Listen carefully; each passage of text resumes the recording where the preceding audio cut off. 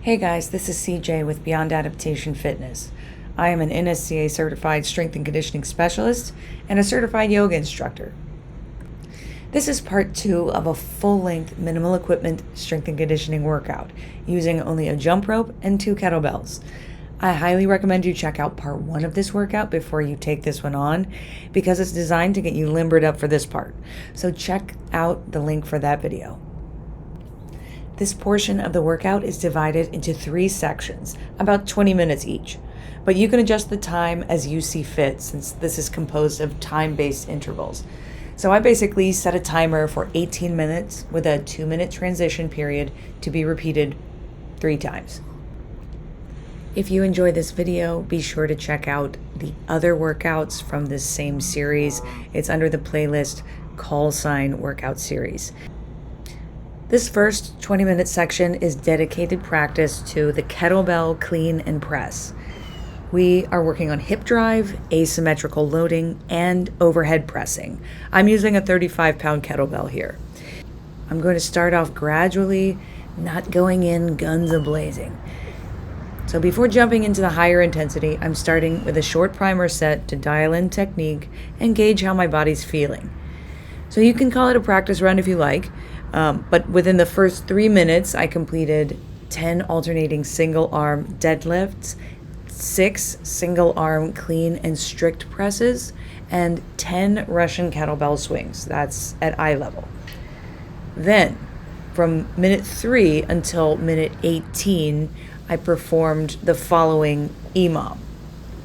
Minute 1, maximum sustainable reps of double clean and presses from the ground. For me, that was about 5 reps today. Minute 2, right arm clean and press with the swings. Minute 3, left arm clean and press with the swings. Within each minute, I'm performing about 30 to 40 seconds of work and 20 to 30 seconds of rest. Pacing is very important here. The goal here is metabolic conditioning and kettlebell clean technique. So I'm ramping up and down the intensity of the movement in order to keep the volume high, minimize the rest time, and get as many high quality double kettlebell cleans and presses as I can within the time allotted. If you start to feel the technique dropping off and the movement is starting to get sloppy, that's a sign to step back the intensity to fewer reps or less weight.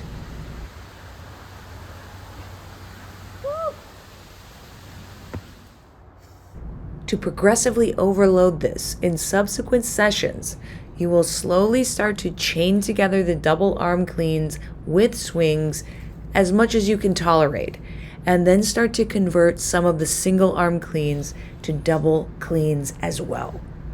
At minute 18, I'm wrapping this up, giving myself about 2 minutes to get started on section 2.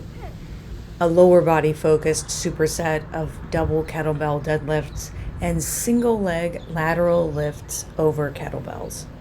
In 18 minutes, I will do as many high quality rounds as possible of 20 to 25 deadlifts.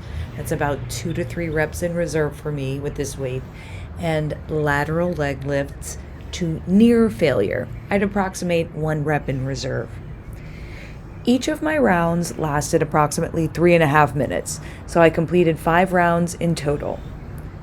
Deadlifts will target the glutes, hams, and transverse abdominis, as well as the back, and the L-sit leg lifts will hit the hip flexors, quads, and rectus abdominis.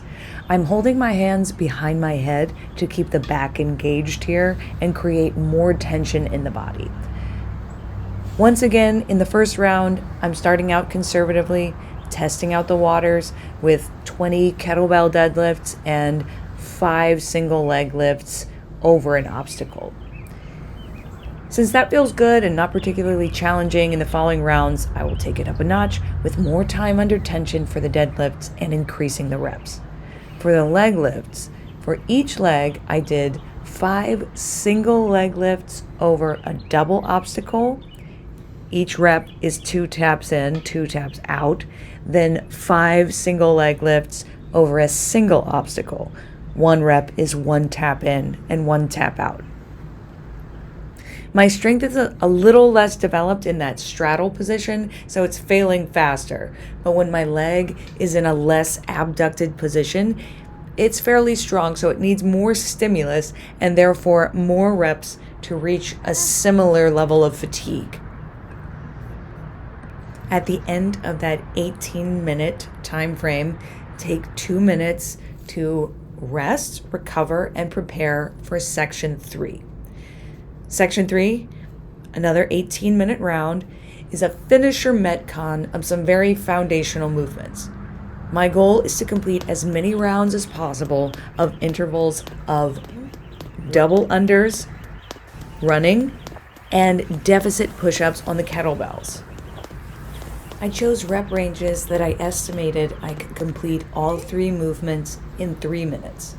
75 double unders, a 45-second recovery pace run, and 20 push-ups. And just like the previous sections, instead of going full tilt from the get-go, in the first round, I kind of undershot the reps to feel it out. Round 1, I did 50 double unders, a 45-second recovery run, and bookended that with 10 push-ups. Since that felt pretty good, I'm going to increase the reps for subsequent rounds. So for the remaining rounds, I accumulated 75 double unders, 45-second recovery run, and accumulated 20 push-ups in a row. For each round, I planned to break the double unders up into 3 sets of 25 and mile rep match the push-ups. So I'd like to keep my double under sets consistent. But the 20 push-ups, I expect to break up into shorter and shorter sets until I can only do 1 rep at a time by the last round. And that's exactly what happened. I am not trying to sprint through these rounds, just maintaining a good pace, since this is a bit of a chipper. So that fatigue is going to start to accumulate as I go deeper into the workout. And I know that as the time starts to run out, I can always go faster. But I would hate to start out fast and then flame out in the middle. And that's the end of the workout. I hope if you give this a try, it helps you along your fitness journey. If you like this video, please hit the like button and consider subscribing to my channel, Beyond Adaptation Fitness, where you will find more full-length workout tutorials and fitness tips. See you next time.